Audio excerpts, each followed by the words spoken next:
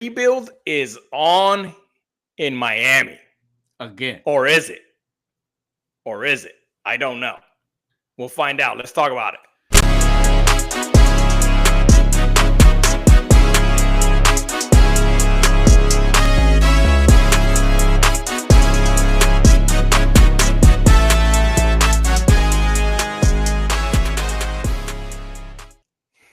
What's up? What's up? What's up?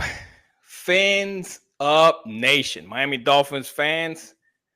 I'm Daniel. My brother Jules is here with me. This is Outside the Pod. I'm gonna give you a good show today. We got some good stuff to talk about and cover. And for week 10 of NFL Miami Dolphins football. As we all know, big news. Chris Grier. Sorry, I can't talk today. Chris Grier is gone. They said they mutually parted ways, but he got fired. And so I'm thinking, fire sale. Let's do it. I'm thinking Mike McDaniel's next. Let's go. And no, but I mean, the reports came through saying Mike McDaniel's going to stick around for at least the remainder of the season, as we kept getting told by many of the beat writers around the NFL and the insiders that Mike McDaniel is likely going to stick around. So following that, throughout the week, Tuesday at 4 p.m., so yesterday at 4 p.m. was the deadline for trades. Only one Miami Dolphin was traded. And I would have thought he was probably at the bottom of this list of people to be traded. That was kind of up on the shopping block, right? At least for me, I'm thinking, okay, I knew Jaelen Phillips was on there, right? He's on the list to be traded. I get it. His rookie contract's coming up. He's getting, injury problems. Our season's in the dumpster. So we're probably gonna get, try to get something for him. But ahead of him, though, I had Chubb. Chubb was number one, I thought. That's the first one you get rid of.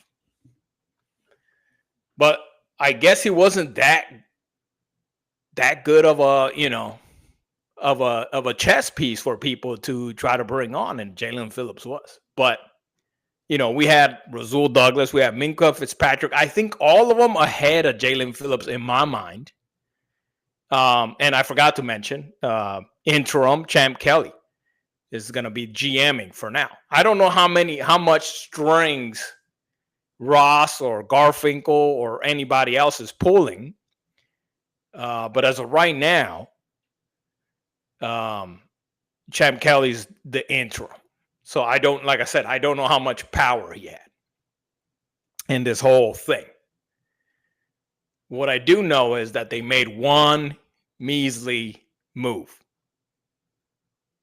As we all know, if you're a Dolphins fan, we got one late third rounder because it's Philadelphia's own pick. So it's going to be late. It's almost a fourth rounder. And for Jaelen Phillips, which, he was beloved in Miami. You know what I mean? He was good in the community. He was a great player. He was great in the locker room. So he was beloved. And so it's sad to see him go. He was one of my favorite players. And, only one to be traded. No other moves were made. The Jets had their fire sale. Now they got a bunch of picks. So it's just, how are you feeling, man? Like, what does that make you think? Like, what are we doing? Well, we don't have like Sauce Gardner or anything like that to trade, right? But I mean, they were even talking about Jalen Waddle. No, but I wasn't saying like, we should have gotten something like the Jets. The Jets had some really nice commodities to trade, right? Right. And so they got right. They got what they should have gotten, right, for these outstanding players, and they have a lot of first round, second round picks, in the next couple of drafts, and yeah, you would have liked to see more moves made. It just made sense. You don't want these guys on contract for this year just walk for nothing at the end of the year. And so it's a rough start, man. It's a rough start already when it's just almost maddening, man. Like you know this is coming. This is a messed up year, a messed up season for us. It's over. It's over. There's no way this gets turned around. If anything, if we get 2-3 wins, that'll mess up our draft. Because we're keeping some of these players or whatever. We should have just gone. Half the defense should have been gone, man. Like Yeah. Razul, Minka, maybe a linebacker or two. They all should have been gone, and Chubb for sure. Yeah. So I don't get it. I don't get it at all.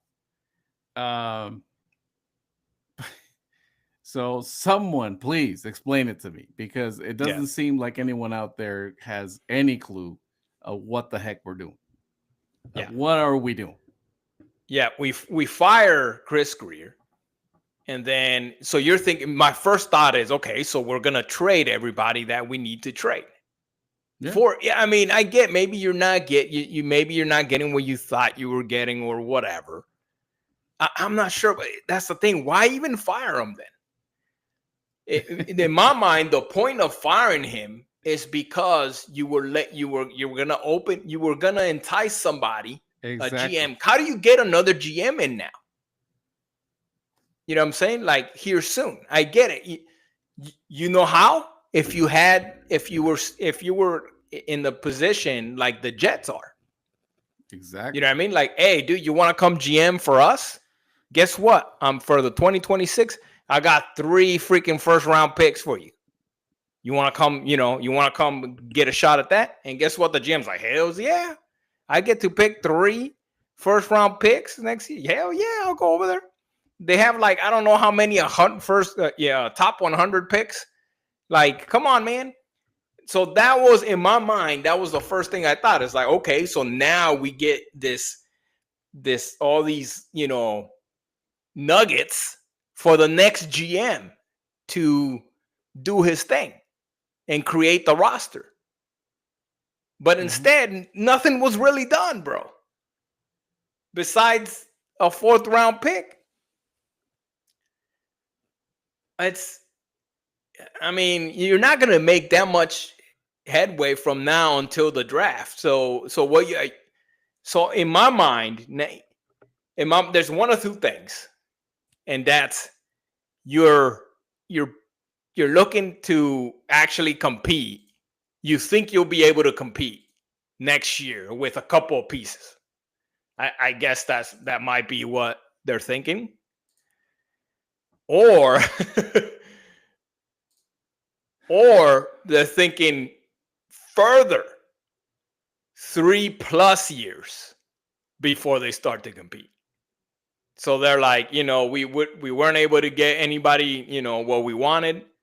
We'll try again next offseason, next deadline, or whatever the case may be, to get more equity on those on those players. I know you're saying that, theoretically, if we needed 1 or 2 players, but a 9-8 team maybe is 1 or 2 players away. No, I know It's like, so I don't know. I don't buy it, man. Like, we're gonna end up freaking 2-15, 3-16, hopefully, so that we can get a high draft pick.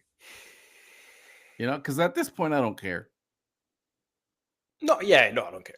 It's like preseason to me now, and we'll get to that. Like, I don't see what can we gain from the rest of the season at all, except for draft position.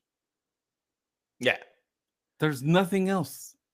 Well, maybe a young player or two that maybe get some more playing time, but then some more development for some of these guys that you maybe want to keep, right? Like Ollie Gordon, like the Washington Twins, make sure they fucking hold on to the ball. You know, that kind of thing. Yeah, Maybe getting them more reps, bro. They're gonna get more reps, and that's cool. I like that. I'm all for that. But I mean, the thing is that some of them probably, and the thing is like I think right now it's like it's kind of a good thing that Chubb didn't go, because Chop Robinson's out for a while. And not that I'm trying to win more games, right? But I mean, we don't really have anybody else. well, and that's the thing, right? We trade Phillips it almost seems like we can't even catch a break on that part, right? Because we trade one guy and then another guy goes right into a concussion protocol. I mean, yeah, we still got Judon and we got oh shit, I can't think of his name right now. 93. Anyway, we got a few defensive ends that are fine, that could still play and get some reps. And like you said earlier, does it matter anymore? No, it doesn't. It doesn't freaking matter, man. So let's go into the recap. Let's go into last week. 28-6 to the Ravens. I mean, that's no surprise, of course. Although the previous game kind of gave us a little bit of hope or whatever. Was it the previous game or the one before that? Yeah, it was the previous. But I mean, we kind of knew this is a tall order, and and the Ravens did not disappoint. Lamar 18 for was it 26 or 23? I can't remember. 204 yards, which it wasn't a lot, bro. The problem was that the Dolphins gifted them a bunch of great field advantage, bro. It was like he was start. It was like what league? I think it's like indoor league or whatever. Like where they always start at the freaking 40-yard line or whatever, and then they just go back and forth. They don't even have kickoffs. There's a league like that. I can't remember which one it is. I think it's like the indoor league, and like here in the U.S., like the sugar skulls or whatever from Arizona. Yeah. Those. I think Arena. They just start at the 40 and then they just keep going. Huh? Arena league. Yeah, it's like arena. Yeah. Something like that, right? So we were just giving the ball, that's why you see only 204 yards, but 4 freaking passing touchdowns. Like, what? You know what I mean? So Henry, we stopped for a while, bro. We were containing Henry. He had his runs, of course. He's a big, effort. But he had a couple of chunk ones. So he ended up getting 119. 19 for 119. 6 yards per carry, which is, at the end of the day, he ended up beating us up. But I didn't feel like the defense was doing bad for most of the game. It was, I mean, if it wasn't for the offense kind of shitting on themselves again, it would have been a close game, bro. It would have. They just, it was just a lot of mistakes, penalties, Tua airmailing it, looking lost again. All of a sudden, just it goes from one game where it's like a perfect freaking, offensive plan to just looking like they don't even know what the hell's going on. All over again. Not consistent, not prepared. It's just consistently inconsistent every time. And that, that's what it is, and whatever Mike, and this is the thing, right? Whatever Mike McDaniel is feeding over there, it's just not landing, dude. You can tell by his reaction. This is the first time this year where I see him really, really reacting like negatively. Yeah, like yelling and shit. Yeah, like frustrated, rolling his eyes, like throwing up in his mouth, probably. Yeah. Well, he looks like he's aged a lot. I know. Definitely. Yeah, this is taking a toll on it. You can tell. I had friends that are not football fans that were watching the game because I was out watching the game out and about. And they were telling me, like, dude, this guy looks like he just got, It looks like he doesn't eat. You know what I mean? Like, It looks like 2-3 big guys just roughed him up in an alley or something. He looks beat up, man, defeated too. Like yeah, not only physically, but also like he looks defeated. He sounds defeated. He yeah, sounds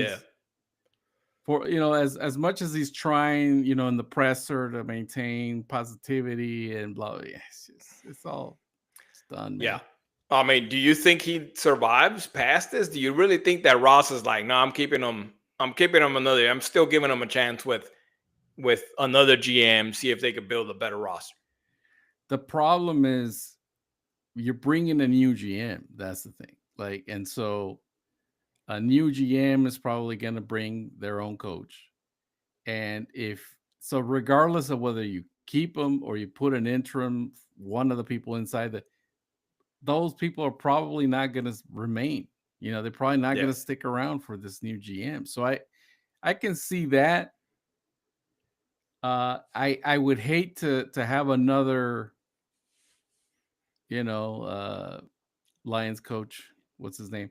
Or Bowles or one of these guys that were in the organization and then they went on to better things and doing quite well. I just hate for that to happen again. But we are in such a messed up position. Yeah. That we're losing our GM at the same time. Yeah. So none of that works. Yeah. They're you're right. I mean, it's very unlikely that anybody stays, right? Unless, I mean, because they're saying at least the rest of the season for Mike McDaniel. But what does that mean for a new GM? The new GM is probably going to want another coach unless they're going out there and looking for somebody that's okay with having, Mike McDaniel. Honestly, that's a red flag for me. It would be, right? That means that they have to get a fresh GM. It's not going to be some big name. It has to be that somebody that's taking a shot. That's it. Or just like all our coaches have been. What's that? Or a big name that doesn't want McDaniel. If there's a GM. Well, I'm talking about if McDaniel's staying. Oh, okay. Yeah. Yeah. Okay. I see what you're saying. Yeah. But I don't, but we're not having a GM until the end of the season. So I don't think it matters. I don't know. Well, I don't know if I understand what you're saying. But the thing is, right? If Ross is bringing in eight guys to interview or whatever, whichever one says, "Oh, I think I'm going to keep McDaniel," just fucking just throw him out on the street right away, because that guy should not be a finalist for your GM position. Whoever you bring. No, I'm thinking of keeping McDaniel. No, you're not. Get out of here. Get out of my office. Well, there's no way, man. So you think it's not in Ross's plan to go further than this season? I don't think so. With McDaniel, I don't think so. I just think it doesn't make sense to him to make any moves within the organization if you want to bring a guy that brings in his guys that is going to make moves anyway. You know what I mean? Yeah. So really to close out this recap, just so the Dolphins also had three turnovers is what a lot of the time put them in great field position and for the Ravens. The Washington Twins both fumbled. Taj was the only play he was in the whole season, basically, right? He got a nice pass, he got a first down, but they just stripped the ball off. And it was right there on the 15 or something like that, right? It was in the red zone. Mm-hmm. So so easy pickings for the Ravens. Like I said, the offense was moving in the beginning. And then it just kind of dwindled. They couldn't get it in. They had to kick a couple of field goals. That's why it's 6. It's not a touchdown and not a missed field goal. It's 2 freaking field goals to get the 6 points. So no touchdowns at all. And then after that, it's just nothing. Nothing happened. They made the Ravens defense look like it was elite. And I'm not saying they're weak, but they're definitely not up there. And Yeah, I mean, at the end of the day, you could tell in that something should change, and it did. But we kind of saw it coming. Although with Ross, you just never know. But yeah. Anyway, Chris Grier fired after this game, and moving on without him, and moving on without Jaelen Phillips. Any other thoughts of the Week 9 game? Oh man, it's just very frustrating. It seems like you have a chance. You see the guys actually trying to make plays. You see the guys aren't like they're actually playing. They're actually trying. They're actually in a lot of ways playing well, moving the ball, making stops. It looked good at first, but then momentum. We get stopped. We miss a field goal. We make another one, and then we just start fumbling the ball at that point, and then momentum swings the other way because you could tell the Ravens weren't doing that well either. But then as we started to make our mistakes and give them in the short field, then you start to see them gain confidence, gain momentum, and that's the pendulum swung too far the other way, and it was over. So yeah, highlight is that's more of the same. Like I was saying earlier, more of the same, right? Because we've seen this. This is a script we've seen before, and it usually happens against the good teams. We just can't figure it out against the good teams. And again, like I've always said, I think that's coaching. Yeah. One good thing that came out of it, guess who? The leader in tackles was Dante Trader Jr. So it's good to see. I still think this dude is going to grow into a great freaking safety. So I think Grier did okay there. Picking up Trader Jr., he's looking pretty good out of the backfield. So anyway, so Week 10, the Buffalo Bills are coming to Miami. I mean, not too much to say as far as matchups or anything like that. We got a couple of dudes that are beat up, like Chalk Robinson. They have him as questionable as a concussion, which I'm assuming that means that he didn't go into protocol. Or is it because isn't like minimum protocol? It is a long week, I guess, for us. So maybe he does clear it before. I thought it was like 7 days, 9 days, or something like that. So they have it questionable, but I'm thinking that they're not going to play him. Just because it's a concussion, they're going to play it safe. We're done. You know what I mean? So I think they should leave him out. Ollie Gordon has an ankle injury, and Rasul Douglas also has a toe injury. So we got some players that are beat up. But as far as, like I said, as matchups go, I got really nothing to really talk about. The Bills are going to come out here and crush us. I would like to see the guys go out there, play a good game, play a clean game. Don't let it get away from us so bad to where it's just embarrassing, right? I'm not big on tanking. I don't believe that just because, your season's done, you should just hang it up. I think that's bad for the environment of the organization and the locker room. So I'm not for it. I don't care about picks. A good GM, as long as we get a good GM, will make it happen whether he has a bunch of picks or not. I mean, you need to have, of course, it's better to have a bunch of picks. But a good GMs, good organizations make it happen no matter what, at least to compete. I'm not saying they're, obviously everybody knows that winning a Super Bowl is it's hard. But all the good organizations, all the good franchises, they compete every year, bro. They're the same ones. And we can name off a few, but it's probably because they have good freaking front offices, man. That's what we need. So I'm not too care. I don't care too much about just freaking tanking. But The GM is fired. Do you think the players, do you think the locker room does it do anything to them, to their psyche, as far as going out and playing?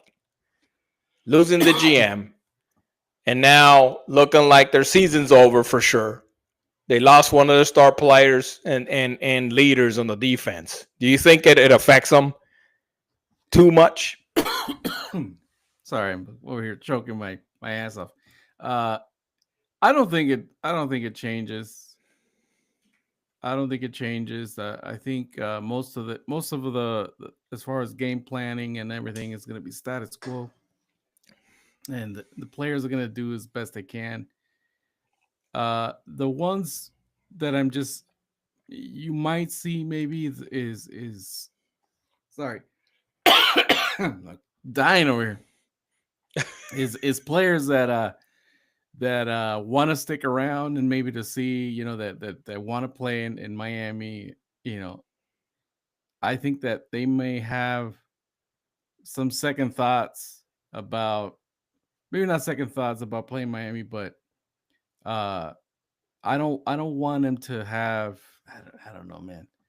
I guess I'm talking about players like Achane and Waddle. I don't want them to start feeling like, what am I doing here? I think they enjoy playing there. I think they want to stick around. I just don't want them to start going that route. I don't think it's going to affect their play so much. They're professionals. I think these guys want to play football and they enjoy playing football. But does it start in their mind going like, man, do I want to look elsewhere? Maybe start looking at what am I going to do? Because that's what happens, man. I want to get him, specifically in Jalen Waddle's mind, right? We kind of in the same career trajectory, or at least almost the same length of career as Jaelen Phillips, and they've been around Miami for a few years, and probably seeing JP over with the Eagles, talking to their media, saying, "Hey, there's no better place for me to be than playing with the Eagles." That's rough, man. Probably competing, a bunch of other great players around him.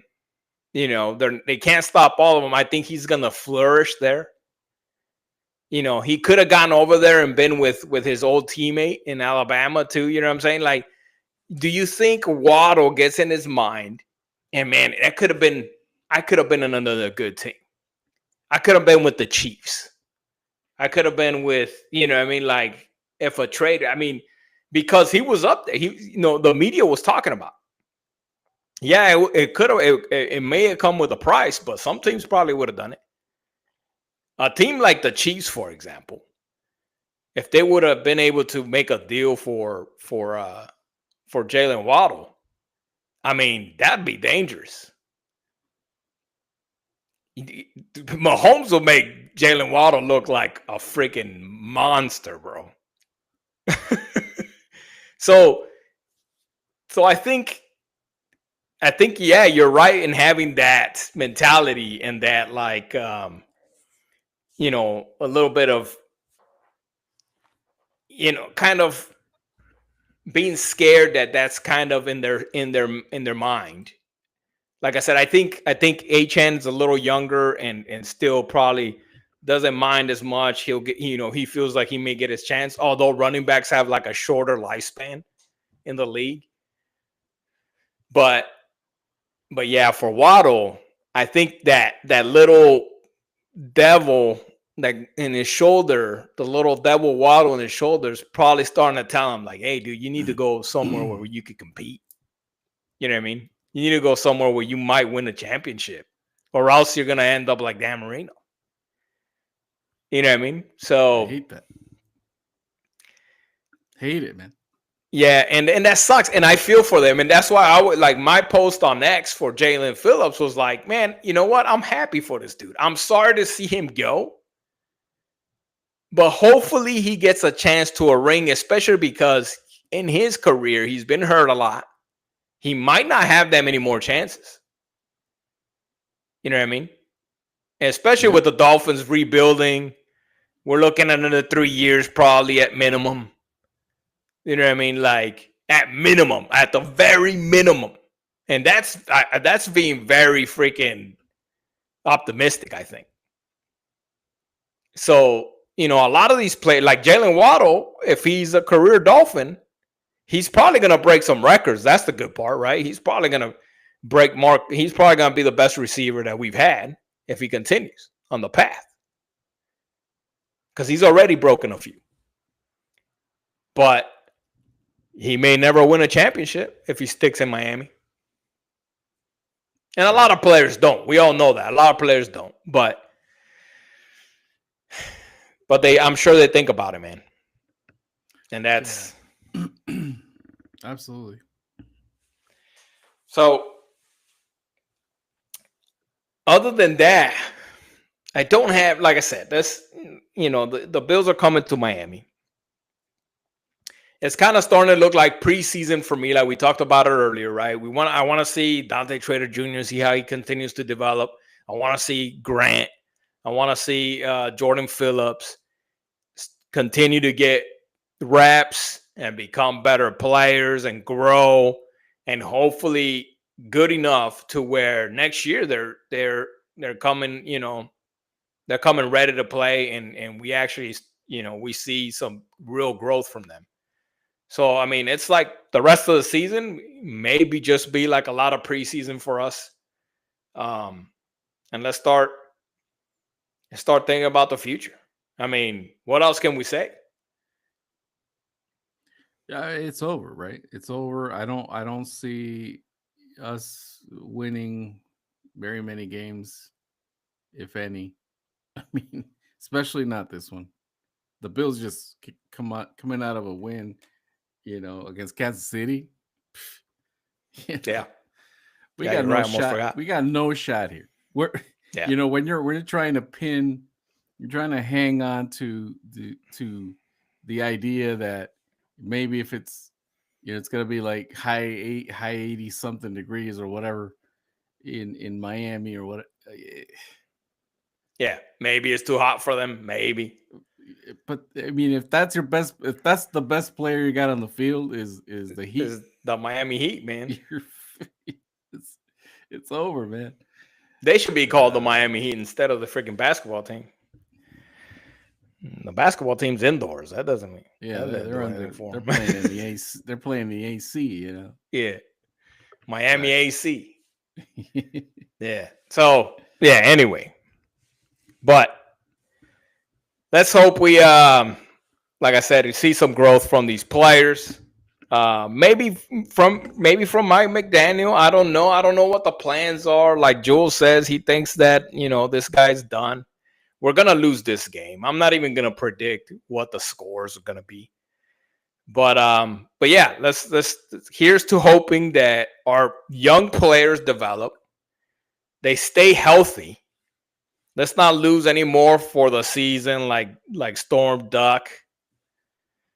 I can't think of any others right now, but I'm pretty sure we have a few. Austin Jackson hasn't been in. I mean, we have some players that James Daniels that didn't even contribute at all. So the season's in the toilet, but we'll continue to be here rooting for our guys. Watching them every week. I'll be watching them every week. We'll be in here doing another episode and complaining about how much this franchise is giving me heartburn. Literally giving me heartburn, man. But anyway, me too. That's it for us. We'll catch you again next week. We'll talk about week 11 and what's been going on throughout the week and our next matchup. So come and hang out with us. Give us a like. Give us a subscribe. Put some comments. Talk a little bit of crap. If you don't agree with what we're saying, put it on there. Come on, get in the conversation. But until then, who thinks Miami's gonna win this Sunday? Come tell us. Yeah. What do y'all think? Can we take one from the Bills? Tell us we're full of shit. Yeah. No. I know. I've been right almost all season, except for the freaking, the the off season. That was terrible. But ever since the season started, I've been pretty okay with my predictions. Anyway, we'll catch you guys next week. Fins up until next week. Fins up.